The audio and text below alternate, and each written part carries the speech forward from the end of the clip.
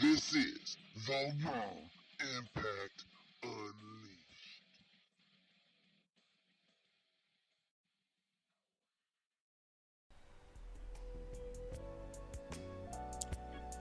The following Four Aces production is for mature audiences only.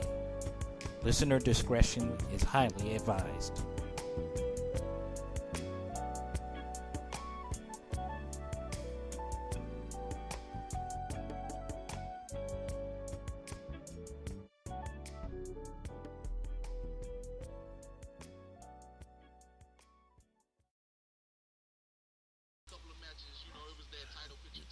But, it didn't go anywhere, of course. Yeah.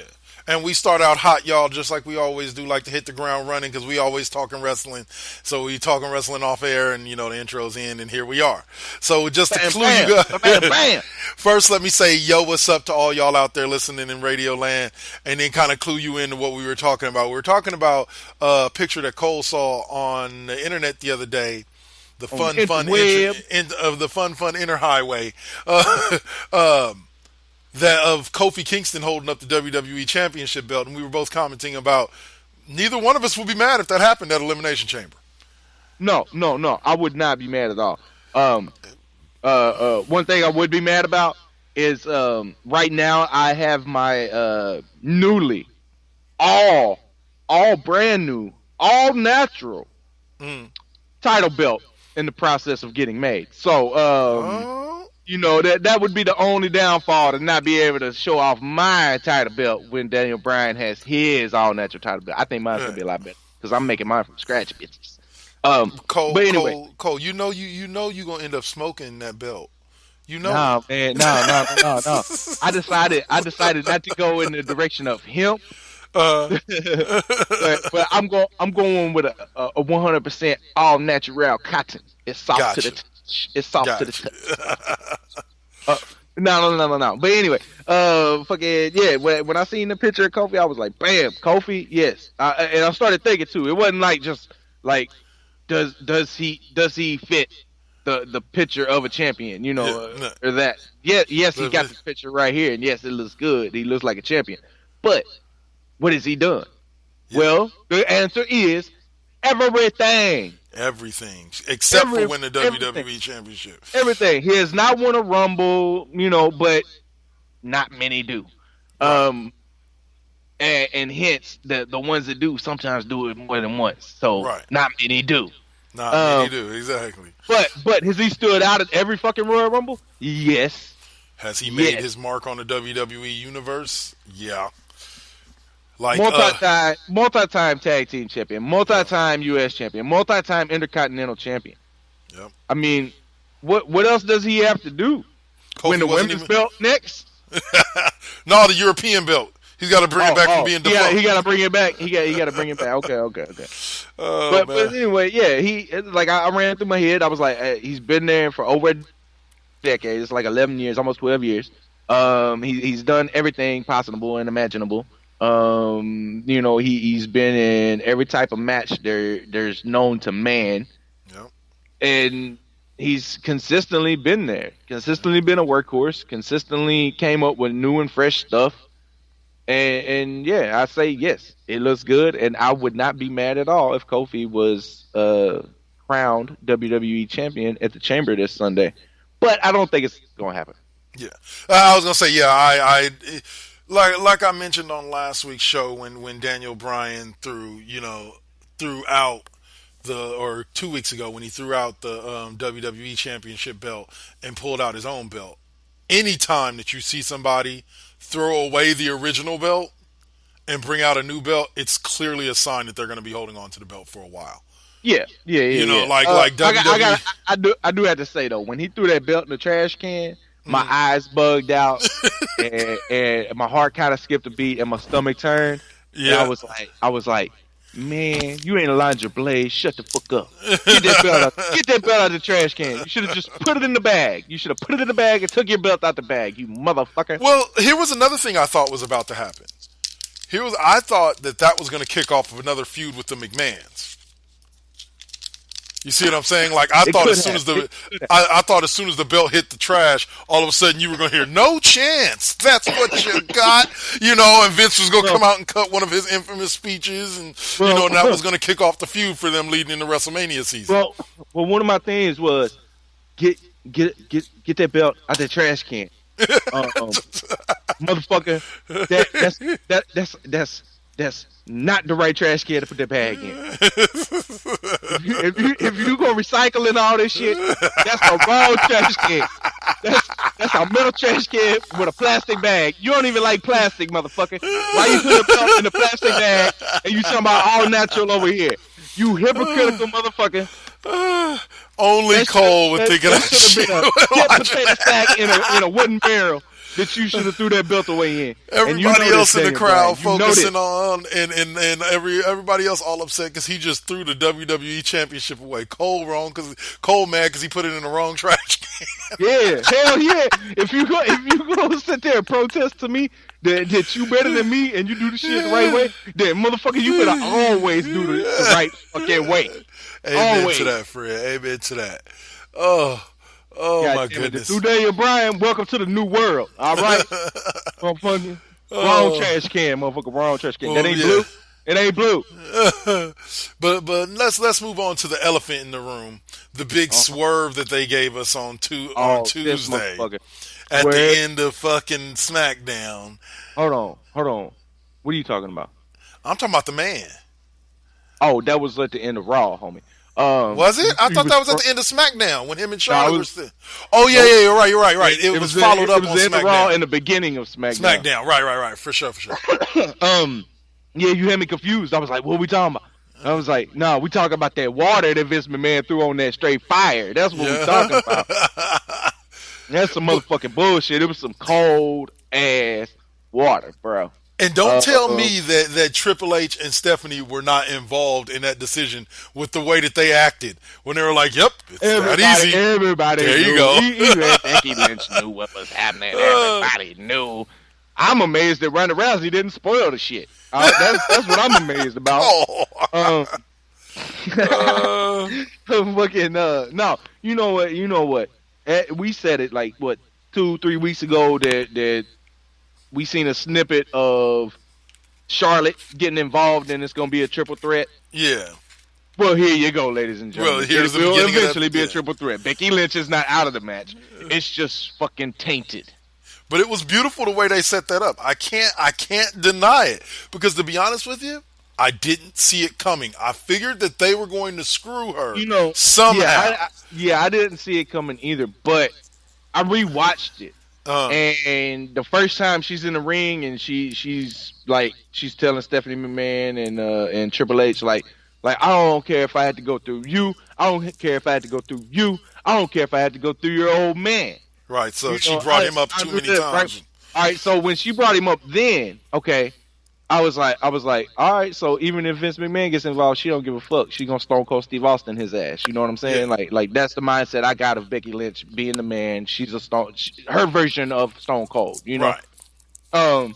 So later on in the night when she's out there and she's like, I'm sorry, and she says it. She says, Stephanie, Triple H, I'm sorry. Now that we got that out of the way. It don't matter if you get. I don't care who gets in my way. If you get in my way, I'll go through you. I'll go through you. I'll go through anybody. Yeah. And when she said that, I was like, Vince McMahon's gonna come out. He's got to be involved. Yeah.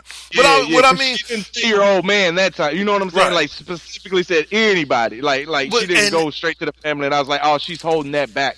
Yeah. Something about to happen. Well, you know what? Somebody may have told her she said that a little too much the first time around. Because if you notice, she says your old man like 4 different times. You and your old man, your family, and your old man have been holding me back for years. She does say your family a couple times, but she only says your old man that one time, specifically, like pointing out Vince. But I'll give him credit because in the old WWE days, that's the moment when Vince would have came out. Yeah. Of course. You know what I'm yeah, saying? Yeah. That's when the music hits and you like, you said, huh? You said what? Yeah. Say who's what? Yeah, but now, oh yeah, and by the way, y'all, just letting y'all know while we talking about all of that, real quick on a side note, I will be in the theaters next Friday for or at least bootlegging it for Fighting with My Family, because that movie looks better and better the more previews I see of it. But anyway, AKA everybody, Kevin, you cannot see Kevin in the theaters. He will just be going to a single theater to watch a movie that he is not in. I'll be at theaters Friday, y'all.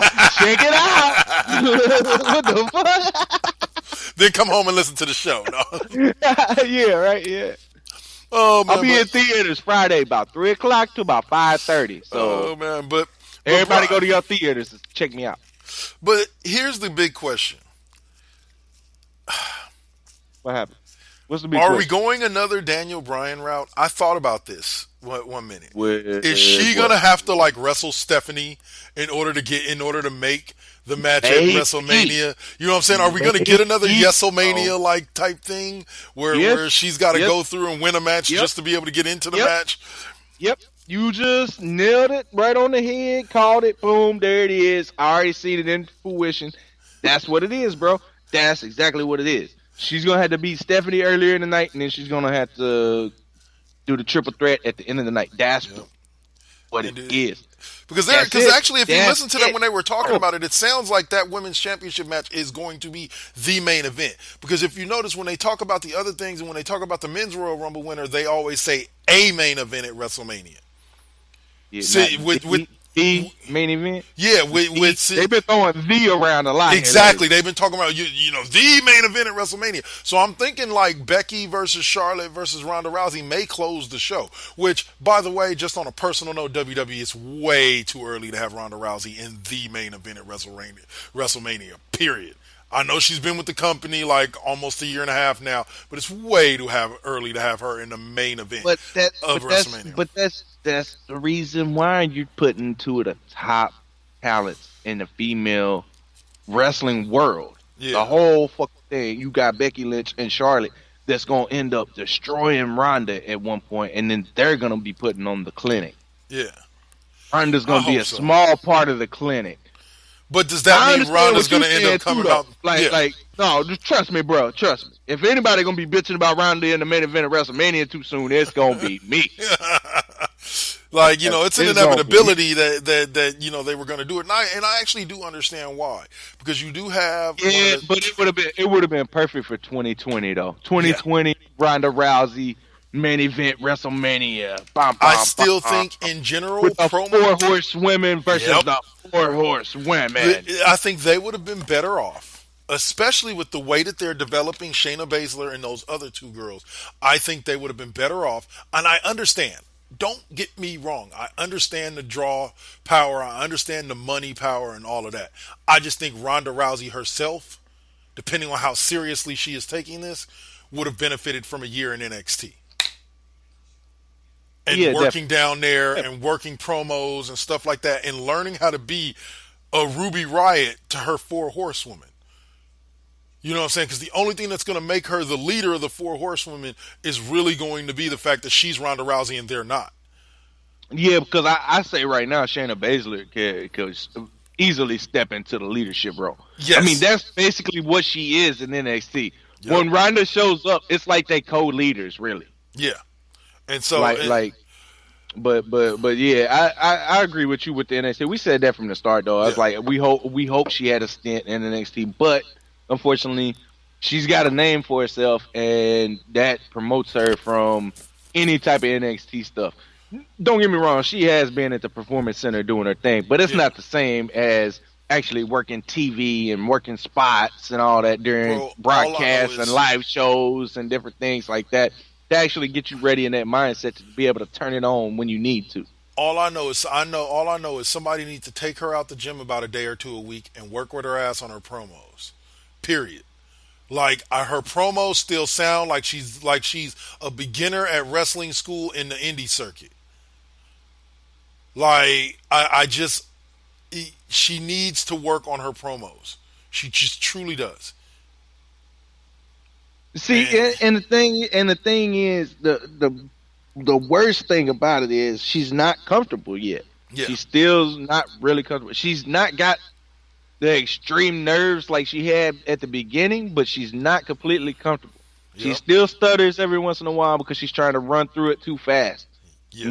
When she does that angry shit, she tries to go way too fast, and like she can't concentrate right when she's trying to speed through the shit. And also, I can also say, like, a prime example was, like, I hate to say this, you would think that she would be used to it or at least be able to handle it, but it seemed like the crowd booing her completely flustered her. You know what I'm saying? After everybody knew that Becky Lynch was going to be the one to face her, she instantaneously became the bad guy without necessarily being the bad guy. You feel what I'm saying? Yeah. And when that promo that she cut immediately after the Royal Rumble, that promo she cut, you could tell that she wasn't really comfortable with trying to just ignore the crowd and continue on with her promo. Yeah. You know what I'm saying? Because it wasn't the crowd wasn't booing nowhere near as loud as they were for Roman Reigns the day after he won the Royal Rumble. Right. Yes. Yeah. You know what I'm saying? He literally, even if they cranked up the volume on the mic, couldn't get over those boos that night. So I understood why he kind of just but I gotta put say, his mic down. I gotta. Hey, since we talking about boos, man, I got to mention there still ain't never ever been more boos than Elias and Kevin Owens. Yep, Them Seattle, oh my fucking god. But I'm just since we talking about noise, yeah. But no, that's an honorable mention every time. Every time. Well, say, but in all seriousness though, but like, you know, that the crowd was booing her, but like it was kind of like a John Cena type boo. Like there was about 30% of the crowd that was actually trying to cheer her over the people that were booing her. Right. Yeah. You know what I'm saying? She still got a lot of fans and stuff. Yeah. Even though like every one of the fans that was born was them true fans. Yeah. To Becky. That's been there the whole time to Becky, and understand that this should be Becky's time and not motherfucking Ronda Rousey's little cup of tea. And that's the thing about and well, my ultimate point was that the crowd wasn't nearly as bad as it was for Roman Reigns, for Elias, and whatchamacallit, and she still couldn't manage to just kind of push through her promo and talk over it. Yeah, you know what I'm saying? She kept dropping the mic and. What really gets me, and this is something, guys, don't think I'm a wrestling expert at all. I've never gone to pro wrestling school at all. I've never gone to a promo school ever in my life. I've just watched wrestling for the past like 35 years of my life, and have watched some of the best to ever cut promos cut them. And I'm sorry. And the fucking worst. Yeah, and some of the worst. And when you drop them shoulders, it's over. You're defeated. You might as well just go on ahead and drop the mic and walk out the ring. It's over. You cannot. You gotta stand with your head tall and just push through your promo, even when the crowd's booing you. And I don't know. Yeah. Like I said, I've never been to a training class, but even I know that. And the minute she dropped them shoulders, I was just like, just yank her out the ring, please. Ronda Rousey wants to refer to it as acting, but she need to learn how to act more. Yeah. You know what I'm saying? You know, treat the crowd like you treat that bitch across the ring from you in the UFC, and not care about what they think and what they say. Yeah, you've had a nice run of being the popular girl, but now you're going up against an actual popular girl.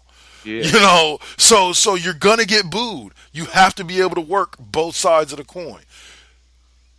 You know, and not come off sounding like a whiny little baby. You know, that act only works for The Miz. I'm sorry, it does. It does work for him. Like he plays the whiny little baby very well. Man, that's fucked up. When my hand goes up, your mouth. Oh, tell me. Okay, so let's go ahead and jump all over to that. Tell me that shit wasn't good. McMiz in the host. McMiz. Shane got to talking shit. Sound like some dessert at McDonald's. Yeah, we got the McMiz on the menu, y'all. Oh, it's a 99 cent. And while we talking about promos, can I mention that as much as I love just about every promo that Jay and Jimmy cut, the welcome to the Uso Penitentiary just doesn't feel as fluid as it used to. it feels a little bit more forced now. Like the promo that they gave on the McMiz TV just felt like that part of it was just forced. And I was just like, man, okay, yeah. Because, that's one of my favorite promos. When they get to that, welcome to the Uso Penitentiary. Like, that's my shit. Yeah. See, the problem was it was put in the wrong spot. Yeah. See, this is how you deliver this. Right. All right. Everything went normal, right? Except that part. Let's say the whole promo is back and forth, all that. No mic drops. Right, yeah. They did the mic drop, and then Shane McMahon called him out on it. Ooh, mic drop, really? Ooh, like that, right? All right, so no mic drop, so Shane don't get that out of there. Because plus Shane should have mic dropped at the end of his. If there was a mic drop for them, he should have got in their face. Because he goes, you dig, oos, and did the mic drop. Yeah. So it should have did a mic drop. He didn't do a mic drop. He should have did a mic drop in his face. But anyway, he didn't. But anyway, just picture this: no mic drops. And then Shane McMahon does his little retort and all this, and it's like, "Oh, you dig, Oos," and all that. And the Usos is like, "Okay, And they start to walk back and do their thing. Same thing. Bam, super kick. Bam, super kick. Bam. They both out, and then they still got the mics, and they hit the welcome to the Uso Penitentiary with a mic drop, and then they get out the ring. Now that's how it should have played out. Yes, that's how it should have played out. That would have been a lot better, and it would have made more sense for when they said it. Because I thought, because it would have been the punctuation of you in the house right now, you in the jailhouse right now. Yeah. Welcome to the penitentiary. You know what I'm saying? Like exactly. But it fell flat the way that the writers had them put out there. So, but see, talk to me WWE, I'll work it out. These are just little things that could fix and make everything go a lot more fluid. Because that segment in general was great. Yeah, I love them two going back and forth. You know what I'm saying? The Usos. And then motherfucking Shade trying to get a little flavor with him. You dig? Yeah, yeah. Note to Shane McMahon. Note to Shane McMahon's assistant. Never allow him to use that word again. Ever. Stay in your lane, Oos. Stay in your lane, Oos. Exactly. Shit. But that should be a good battle. Once again, another match that we'll go over the predictions later, but I know who I want to win and I know who I expect to win. Yeah. And they're not the same people. I'm gonna win this one. I'm coming back. 1980s promo time. No. Now 1980 promo time. Oh, he's Black Lightning. I'm White Thunder. Together we are the perfect storm. Watch out, Meat Gene. It's cloudy. Oh, yeah. With a chance of rain. And you know who our third tag team partner is? Who that? The Hurricane! And back!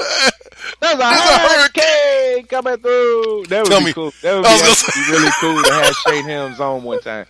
That would. I hit him up one time and I was like, because we actually Facebook friends. Like I got into the 5,000 of actual friends before you just follow somebody.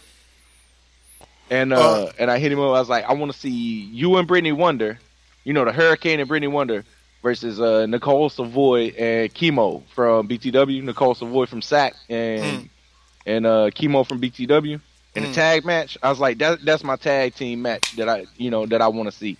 Yeah. And the motherfucker text back, book it.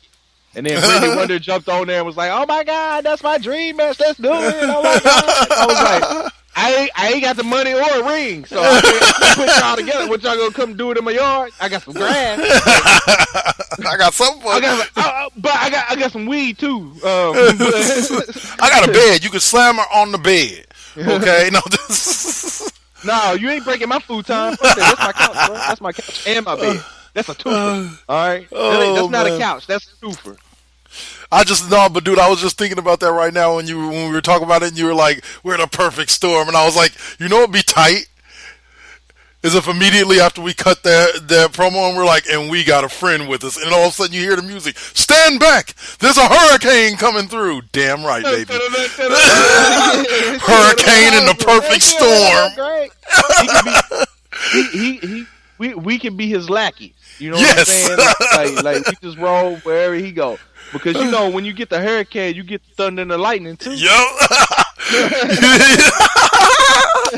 Shane Helms, hit us up, dog. We got to do this. Hey, you do it, bro. You do it. Anytime you're on the West Coast, Bay Area specifically, holla at your boys. Holla at your boys. Oh, man. Stand back. Anyway.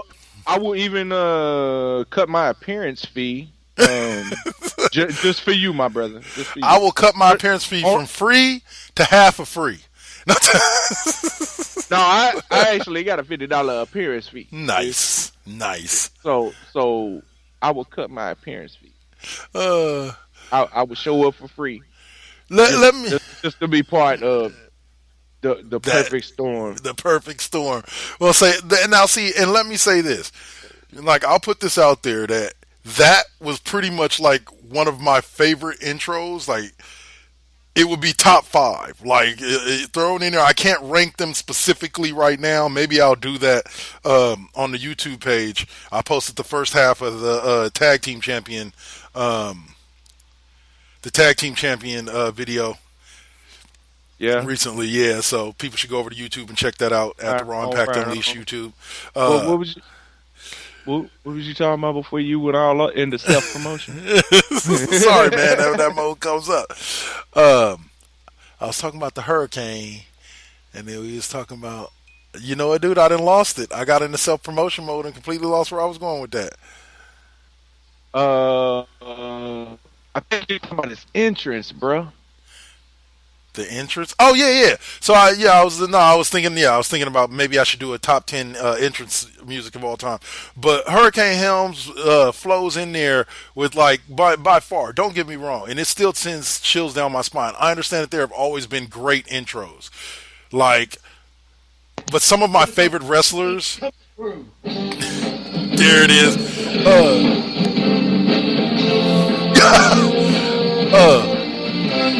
Some of my favorite wrestlers didn't have good theme music.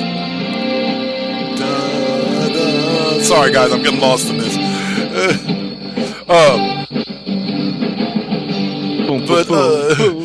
Like the Ultimate Warrior. Like, don't get me wrong, I love the dun dun dun dun dun dun dun dun dun, but let's be real. As a theme song, it wasn't really like that impactful. Like no, it just got you as stand back. There's a hurricane coming through. When he hit that, it's just like the New Day. It just hyped you, right? Yes. And then the music, it wasn't even about the music when it came out, because it had to be some type of superhero dramatic type shit, you know, in the realms of a Superman type, you know, Green Lantern type, but more lighter, not Batman type. You know what I'm saying? Like, it actually has a DC fucking like feel to it.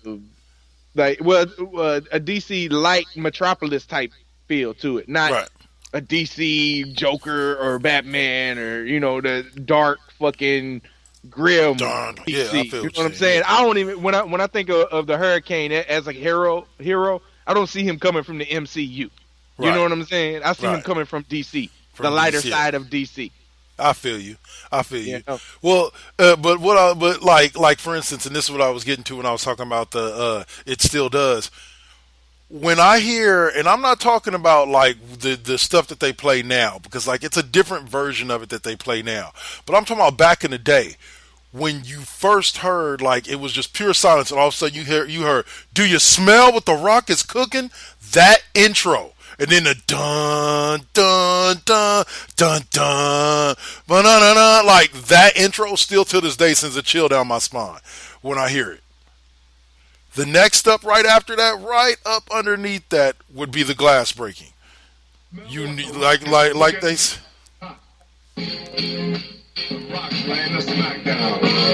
The Rock says, "Know your damn role." Know your role. Shut your mouth. And he come walking out. Yeah, with the little swagger like that. That still sends chill down my spine. That one, or I do like his new one with the little upwaiter.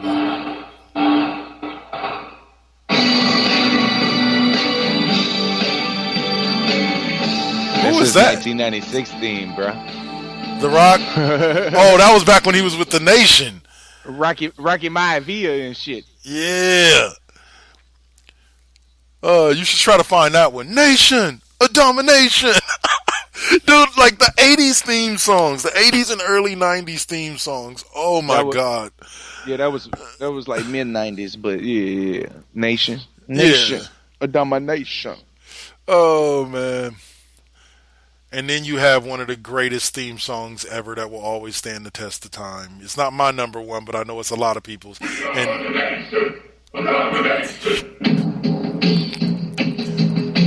listen to that bass though.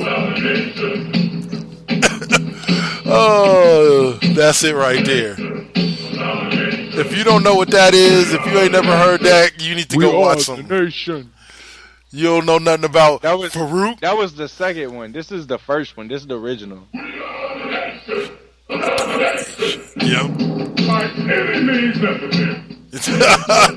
And that was Farouk.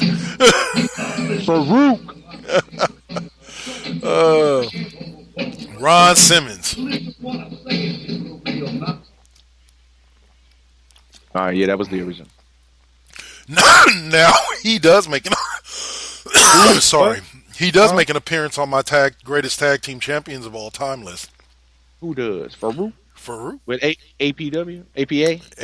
Yep. The Acolyte Protections Agency. Mm-hmm. We drink beer, play cards, smoke cigars, and slap asses. That's what we do. Yep. Shit. Oh man, wrestling, one of my favorite things in the world. Pro wrestler. Are the Raw Tag Team Championships being defended at Elimination Chamber? I don't know. Why don't you have that shit pulled up, bro? Normally I do, but that Elimination Chamber wiki what? He said wiki what? Cole, can you be any more white? No. Motherfucker, that's the first time I ever heard that in my life. And I actually took that from watching Superbad with McLovin. Because he comes into the room and goes, I got a fake ID, chicky, yeah. And it's the whitest motherfucking thing anybody can. Oh man. Okay, so the one thing that we do know about Elimination Chamber is Brock gets the night off. Oh damn. All right, so I see the WWE. We got. No, there is no Raw tag. So the Revival will not be defending their newly won Raw Tag Team Championships at the pay-per-view. At the pay-per-view, unless it's on the pre-show. A pre-show match that is added. At this point, the only match that's listed as pre-show is Buddy Murphy versus Akira Tozawa for the WWE Cruiserweight Championship. Yeah, they probably gonna add a match to the pre-show, probably more than likely. I don't know. The Elimination Chambers might be as long as the Royal Rumble type matches. You know what I'm saying? Because it's a lot of motherfuckers in there. Yeah, it is. Considering we got two of them. There's the women's tag team That's what I'm saying. Like yeah. There's a tag team winning the motherfucking and the WWE Championship. So yeah, bro. So man, mate, you watched Raw this week. How the hell did we get to a handicap match for the Intercontinental Championship? Like I missed that announcement.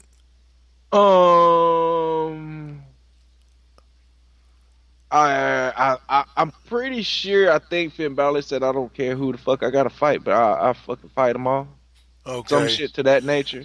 Yeah. And they was like, "All right, well, okay, there you go." Like, I think it was that. It's like, I don't care if I have to go through Leo Rush or to get to Bobby Lashley or whatever, you know, because he knew he was going to be out there. It was something in a backstage segment. It wasn't like he was bitching or moaning to the bosses or anything. And then it was like, fuck you, you get 2-on-1 now since you come in here and bitching. It was just more like, you know, Charlie, I don't care who's out there. You can put Leo Rush in the match for all I care. I'm going to take that Intercontinental Championship. You know what I'm saying? Like that. Fair enough. Okay. So words was said, and then they was like, "Oh yeah, for sure. Okay, let's see what you can do." Yep. Just like they did to him. They did the same thing to him like 3 months ago. They did the same shit to him. Yeah. Where he was like, "I'll take on all three of you or whatever, some shit like that." And then they ended up like, putting okay, him let's into make it happen. a fucked up handicap match with Baron Corbin and motherfucking McIntyre and shit. Oh, McIntyre. Well, it was back. It might have been Braun Strowman at that point. Before he switched over and started knocking fools out.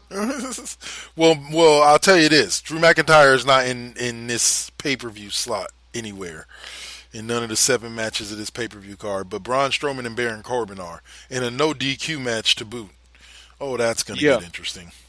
Yeah, that's gonna be wild. I think a bunch of shit's gonna be broke. It's gonna be like Gladiator night. It's like lock the doors. We're gonna break some furniture in this motherfucker.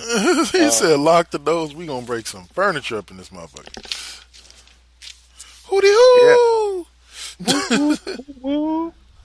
But yeah, it's gonna be a good match. I've been waiting for fucking Braun Strowman to get his hands on Baron Corbin for months now. So I'm finally happy to see this come out. I know Baron Corbin's gonna have all kinds of motherfucking tricks up his sleeve trying to get out of this shit, but I think Braun Strowman is gonna put them hands on him. He gonna get these hands. Yep, right after I finish these here beers. Speaking of get these hands, I always like talking about this because this little girl, I've shown you the video, and I'm pretty sure being that the video has been seen by like millions of people. That I just have to talk about this. This ain't, but it does have to do with get these hands, okay? There's a little girl, and she has a little video that she talks about. Yeah, she talks about her school. If little Johnny hit me in the eye, I'm supposed to turn the other cheek and go tell somebody. So little Johnny has bad Friday. But guess what? On Friday, I still got a black eye. Yeah. So instead, when little Johnny hits me in the eye and gives me a black eye, I'm going to hit Johnny in the eye and give him a black eye. And guess what? We might have some upset Fridays, but we both going to have black eyes. Yeah. Put your hands on me. You gonna get these hands. That's my line. He said, because Johnny gonna learn. Yeah, Johnny gonna learn. You gonna get these hands. Yeah. Oh man, that little girl just cracked me up. But every time you say "get these hands," or he says it, that's always what I think of. And then Mandy Rose and fucking Sonya Deville done named themselves after a fucking Rick James song.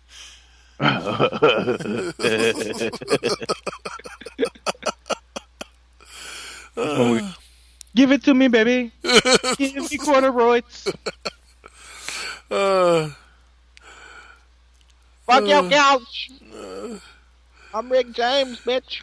Well, no, you know that's the name of a song. That's the name of a Rick James song with Tina Marie. Yeah, Fire and Desire. Fire and Desire. Yeah. I know. It's the name of a couple of different pornos too. You got volume 1 through like 27.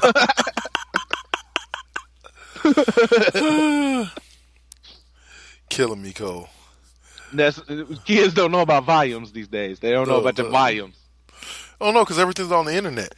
Nothing's a volume anymore. It's just a scene. Yeah. we used to get porn in volumes, y'all. Volume. You used to have to sit through story. I watched a porn. Motherfucker, I've watched volumes. Oh man, for sure. I'll say, all right, man. Let's fit in this commercial break. Hey, I got something I got to talk to you about off air real quick. Let's fit in this commercial break, and we'll be back in about 2 minutes to start talking our predictions for this Sunday's Elimination Chamber. You're listening to the Raw Impact Unleashed on 4Aces Radio here on Spreaker.com. Also on iHeart, Spotify, and M-Tunes on Mars. It's secret time. Hey listener, Dutch here from Voice from the Underground, the podcast. My co-host and I want to invite you to check out our little corner of the podcast verse. At Voice from the Underground, we talk about all the crazy happening around us and try to make a little bit of sense out of the nonsense with little to no results. If the idea of hearing three semi-intelligent, outspoken nerds talk about politics, social issues, current events, sports, movies, pretty much anything that we decide to talk about because, well, it's our show, appeals to you, grab your shovel and come on down to the underground, and then consult a qualified psychotherapist. Find us wherever you get your podcasts, just not where you buy your weed. Voice from the underground.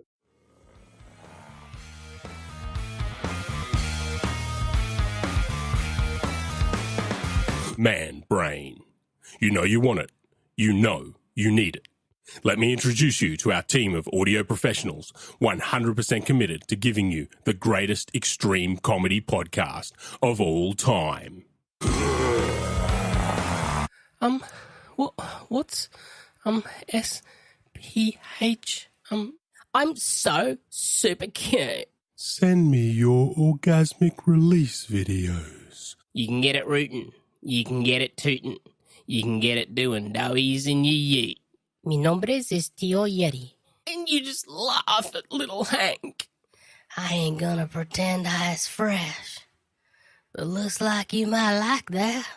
And most importantly, I'm Skullfucker. Rah!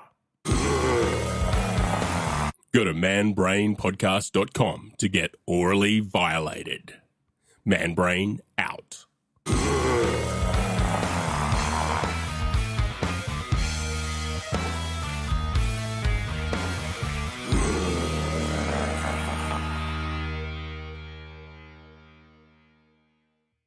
So, what's up? Steve Fingerstyles here, the host of the podcast, spelled DA, of course. Tune in each and every week to hear what pisses me off, what angers me, what I make fun of, and of course, my crazy rants. I also have incompetent co-hosts, cool guests, and a silent producer that sucks. So what more do you need from a podcast? You can listen on Apple Podcasts, Stitcher, TuneIn, SoundCloud, and the Pod Bros Network. Peace.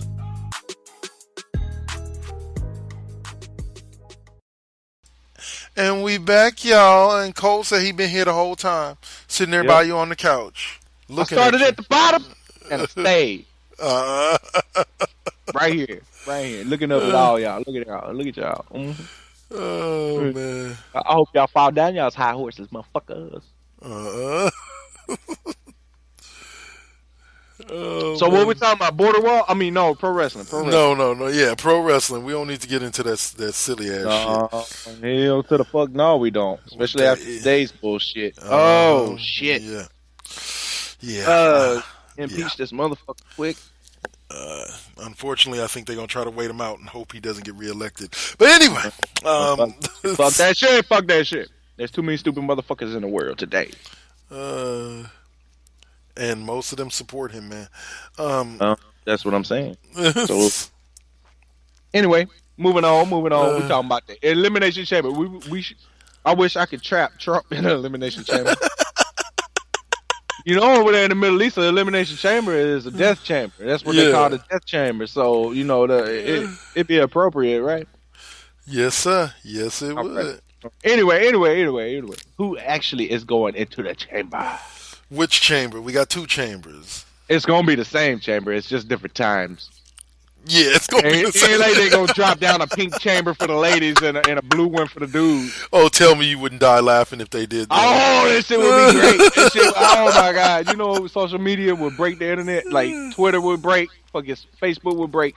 Instagram would break. All the goddamn pictures of the motherfucking shit. Oh, my God. It would break everything. The fucking stream, the WWE stream would literally break. Your TV would spider. Said TV with spider. Oh no! Like they just broke the world, bro. They broke it. No, yeah, that shit would be fucking horrendous if they actually did that. So no, please don't ever do that. Pink ropes are fine, motherfucker. You do that once a month for the Susan B. Komen and stuff. Yeah, that's fine. But nah, you don't need a fucking separate pink chamber or nothing. Let's just talk about for a quick second, from the optics standpoint, you basically disavow everything that you built up with the whole women's evolution and the fact that they're no longer, they're no longer female superstars. They're just superstars. You know, alongside the men. If you want equality, give them the same color ropes. Don't give them the same black elimination chamber, and let them go to work. So yeah. So all right, man. Since we talked about that, but what we need to discuss right now, since we talking about colors of shit, keep to charcoal to black, that type of color. Right. That red cage shit that y'all did with the Hell in the Cell. No, bad WWE. no, go put it back. Hey, put it back. Put it back. You got a black one, it's good. You don't need that red one over there. Go put it back. Man. But yeah. Don't fuck with the colors no more, y'all. Dark shit so we can see.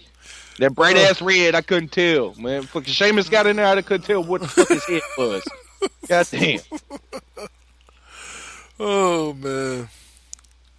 All right, so let's start with the women, man.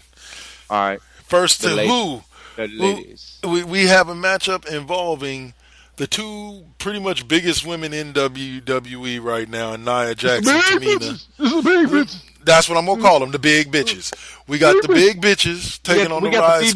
We got the BBs. Yep, we got the BBs taking on the Riot Squad, taking on the Rick James song, taking on the Iconics, taking on the Boston Hug Connection, and taking on the Fabulous Glow.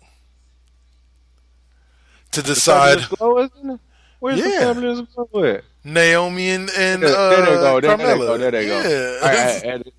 I had to scroll down. Yeah. So, and the Fabulous Glow looking to become the first ever. Well, now wait a minute. It took me a minute. It took me a couple of times of hearing them say that to realize my brain started doing basically the little dude in my brain pulled out the long filing cabinet and started looking through it like, have we ever watched a WWE or F women's tag team championship match? No. I can't recall any, no. This is the first time in the company's history that they've had a women's tag team division. Thus it says inaugural. Yeah, thus it says inaugural. I just wanted to point that out because I was watching a couple of, I think it was like last week's Raw, and they were saying, and I was like, and like I said, my brain, I kind of cocked my head to the side, and dude kind of pulled out the filing cabinet and was like looking through the memories like, no, we saw him in TNA. There were the Knockout Tag Team Champions, and I remember a bunch of those and all that, but, well, no, never in WWE/F. So, who do you think is going to be the inaugural champs, and why, sir? I think it should be Banks and Bailey, of course. They are, if you look at it, minus Naomi. Yeah. And Tamina. Even Nia Jax is fresher than Tamina and Naomi, right? If Naomi and Tamina was the tag team, I would put them in the front runners, just like I'm doing Bailey and Sasha Banks. But since Carmella and Naomi, is split up, with a younger and not a veteran, and then Nia Jax still younger, not as veteran as Tamina. I gotta put them to the side. They fucked up a good tag team when they messed up Tamina and Naomi. Yeah. But I'd have to go with Bailey and Sasha because they've been at the forefront. They've put on epic matches ever since they was in NXT. They stole shows from WWE pay-per-views on Saturday nights. Yep. That was like, man, this shit sucks in comparison to what I seen last night. Yeah. Amen. So I have to give it to them too. I think they deserve it the most. But like I said, if Naomi and Tamina was a tag team, I would put them in the forefront just as equal as Bailey and Sasha, deserving of it. But they're not a tag team, so I gotta go with Bailey and Sasha taking this shit down. There you go. Same here. And plus they got the beat down this past week, and with the 70-30 rule, and they got to start the match first, so they're gonna show that not only are they the best, they're the longevity too. They can handle whatever situation they're in. Yeah. So I think that the smart money should go on them. Yep, I would agree. And that's where we're at with that one. Like I hate to say it, Fire and Desire, nice little name there, but I just don't see y'all winning the tag team belts. The Iconics, I thought about it. I give them basically the second best odds behind Sasha and Bailey to win the match. But Riot Squad, no, you're not walking out with the singles championship. You're not walking out with the tag championship. Just don't think you're over enough. Never really have been outside of NXT. And then Nia Jackson, Tamina, it would make sense, but I just don't see it going that way.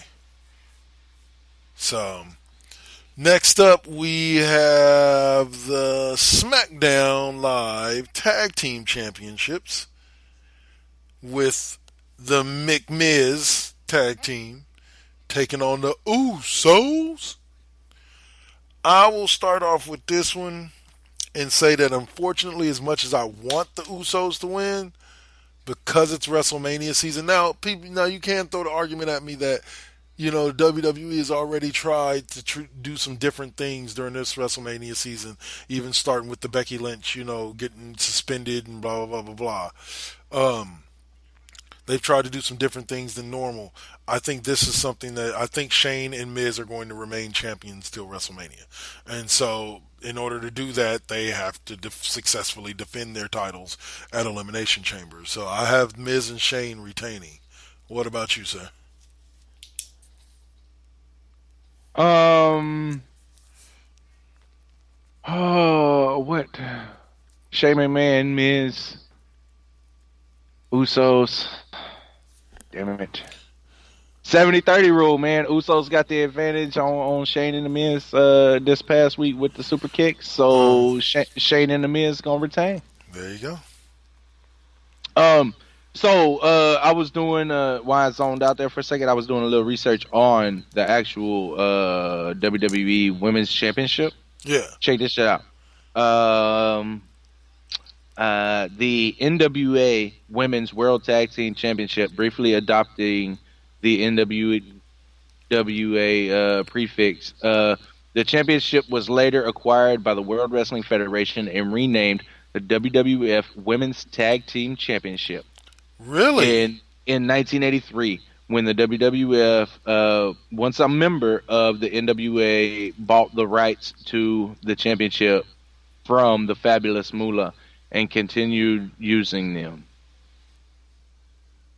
So I'm clicking on WWF Women's Tag Team Championship. Let's see, what years was it? It was from May 13, 1983 to February 14th, 1989. 83. So for 6 years there was a women's tag team division, huh? But technically that was the World Wrestling Federation. This is the World Wrestling Entertainment. Yeah. Yeah. So technically they're not lying. It's a new brand and a new title, so it is the inaugural new WWE. Right, and that was over 30 years ago. So yeah, unfortunately, man, keep telling me how old I am. I was born in '83, bro. Damn. Hey, I was born in '77. Screw you. I know you old as fuck. You was born back in the 1900s. Hell no. All right. Make it sound way older than it is. Yeah. So they actually did adopt the NWA Women's Tag Team Championships back in the 80s. Good to know. GTK. So yeah, there's a little tidbit of wrestling knowledge for you. I think it's funny that they had to pay Fabulous Moolah for the rights, that not anybody else, like not NWA, not anybody that promoted or ran the promotion of NWA. It was Fabulous Moolah. Like she created that shit. She was like, "Hey, you want the rights to it? Give me some money." All hell Moolah. Anyway, give me the Moolah, the Fabulous Moolah. So we'll jump to the Raw Women's Tag Team Championship match between Ronda Rousey and Ruby Riott. Ronda Rousey, I'm done talking about this match. Cole.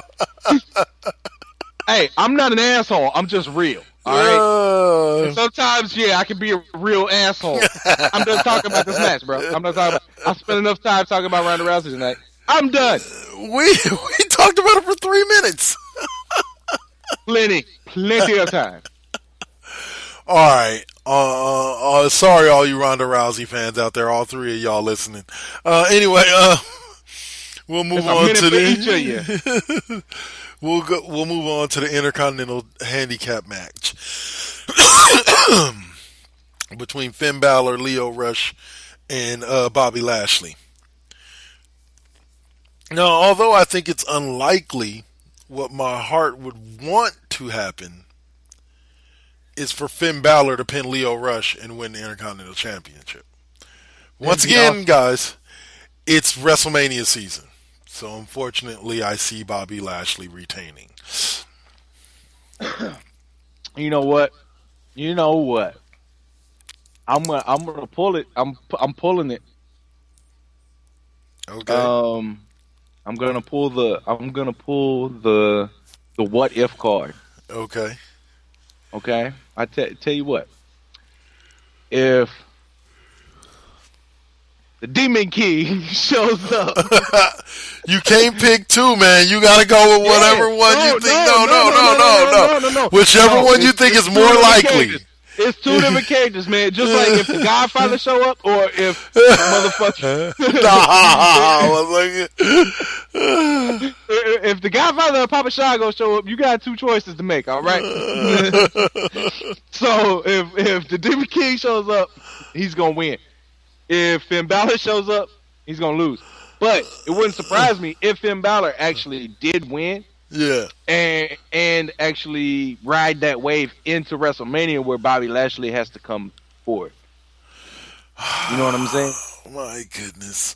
So are you gonna take my motherfucking pick, or am I gonna have to actually pick? I'll give you this one. I'm just gonna put you down for Finn Balor just so that we have and we'll fucking go from there once we see what the fucking result is. No, if Finn Balor loses, I win. Yeah. Because I pick the Demon King. If it's the Demon King, I win. If the Demon King loses, I lose. Like I said, we'll handle all that on next week's show. And if Finn Balor loses, I win. We'll handle all that. We'll handle all that on next week's show. Man, I'm just letting you know. I know what's going on. Okay. No DQ match between Braun Strowman and Baron Corbin. Braun Strowman all day, bro. I think Braun Strowman deserves to get his hands on Baron Corbin, and I believe Baron Corbin deserves to get these hands. Yeah, I have to go with Braun Strowman too. But Baron Corbin, he's always got something up his sleeve. So and it is a no DQ match, so there might. Yeah, I was gonna say there might be a Claymore or two. McIntyre would definitely show up, and you did mention earlier McIntyre is not on the card at all. We ain't even thinking about him right now. So it's gonna be like, bam, McIntyre's here. Oh my God, I wasn't even thinking about him. Yeah, well, I was motherfucking McIntyre showing up during this match. All right, so we've got the Hemp Belt Champion, and that's what I'm calling it from now on. Until he loses that belt, he is the Hemp Belt Champion. Daniel Bryan taking on AJ Styles, Jeff Hardy. The papaya champion. The papaya. He's a papaya champion. He the champion from back in the day. I mean, Egyptian champions, they rode around with him belts. Randy Orton. Instead of the paper champ, the papaya champ. Possibly my favorite wrestler of all time, Samoa Joe, and Kofi Kingston, because of somehow Mushin Muhammad or Muhammad Ali or whatever his name is. Mustafa Ali. Muhammad Hassan. Yeah, Mustafa Ali got injured. I guess because he's Mustafa small. Ali, he got hurt. He got hurt. And Kofi Kingston replaced him. So which gave a motherfucking excellent fucking performance this week on SmackDown. That shit was awesome. Yes, he did. So WYG, man, who you got? Ooh, I got Daniel Bryan, man. We already been talking about it. We already decided that since he got the new belt, and plus I do have my I sent the specs out to my wood shop guy. I got a guy that makes wood, right? He makes that shit. Like he don't wait for trees, he just makes that shit. and he gonna make my belt. So I'd be very disappointed if Daniel Bryan was to lose his belt and then they go back to the normal belt. Yeah. When I got this in progress. So where at least the next month I need Daniel Bryan to be the champion. And then when I get my belt, I'm gonna need about 2 more months. Of Daniel Bryan was champion. Or at least to WrestleMania. Yeah.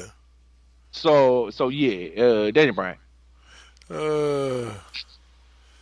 Anyway, all right. So we both say Daniel Bryan on that one. Who you got in the pre-show match for the Cruiserweight Championship?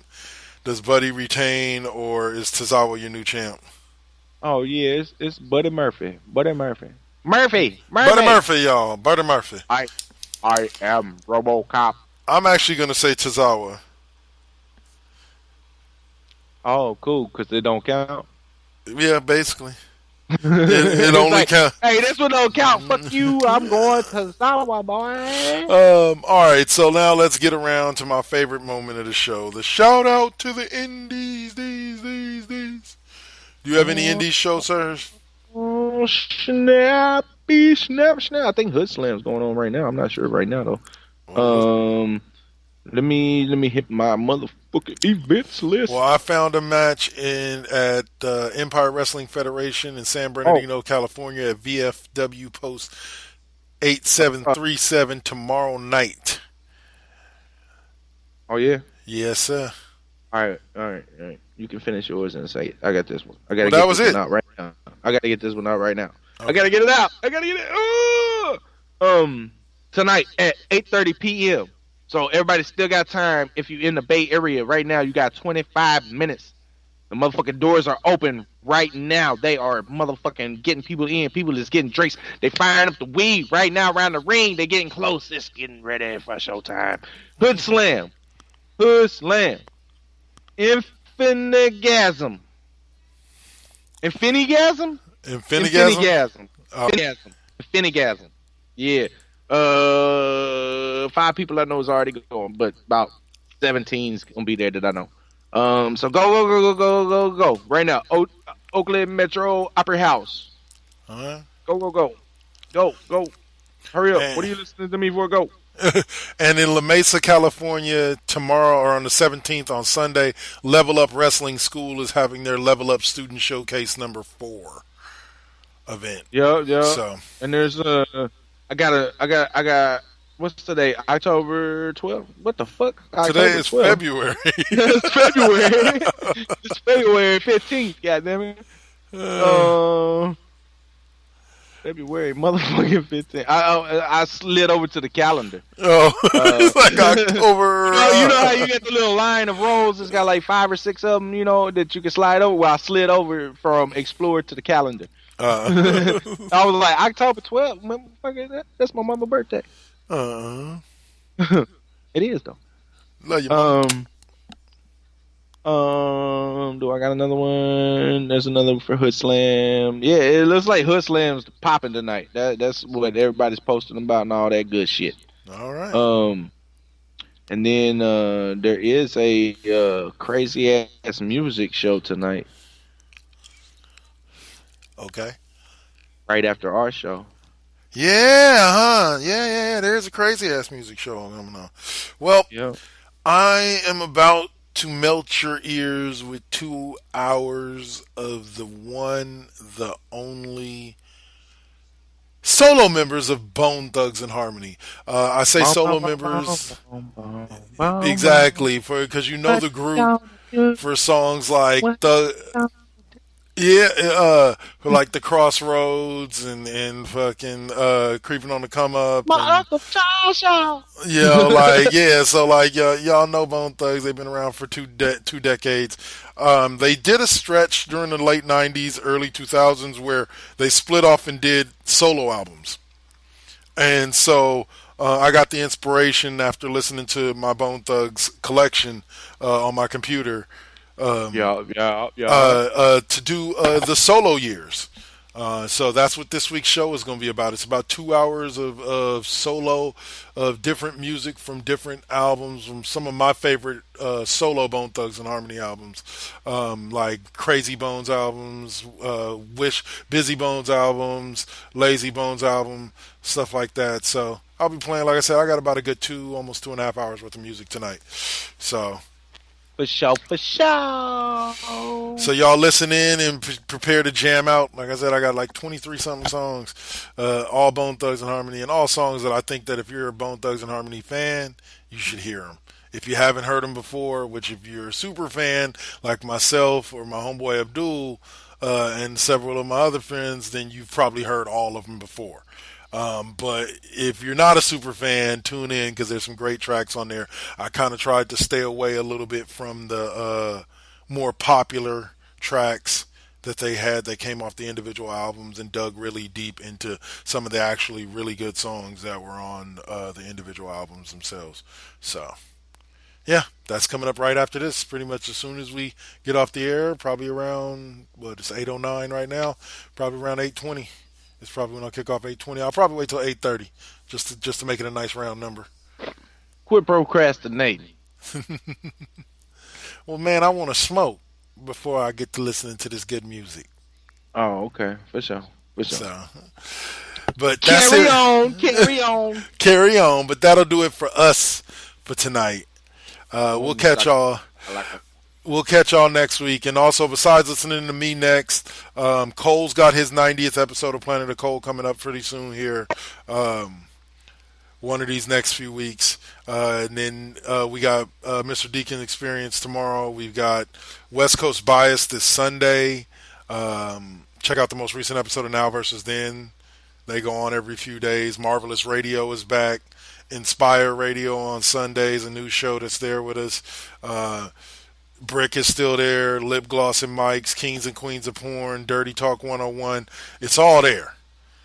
And guess what? You can also check it out on YouTube, Spotify, which, by the way, I now have a Spotify account and verify that you can officially find everything on Revolving Door episodes and the Raw Impact Unleashed on Spotify. So, same thing with iHeartRadio as well. So, like, there's too many different ways that y'all can listen to us for y'all not to listen to us. So tell your friends. Next time your homeboy or homegirl sitting there listening to Spotify, be like, hey, there's a fucking funny-ass podcast you should listen to. It's called The Raw Impact Unleashed. Look it up. Kind of funny, man. I listen to it every once in a while, man. And for the most part, man, I try to, like, stick to people that know they shit. Oh, is that so? Is that so, motherfucker? Black Lightning gonna drop in on you, motherfucker. All right. Get ready. You gonna get these thunders. All right, y'all. That's it for us for tonight. That's enough jokes and jokes and jokes. We'll see y'all next week. Take it easy, folks and folks and folks.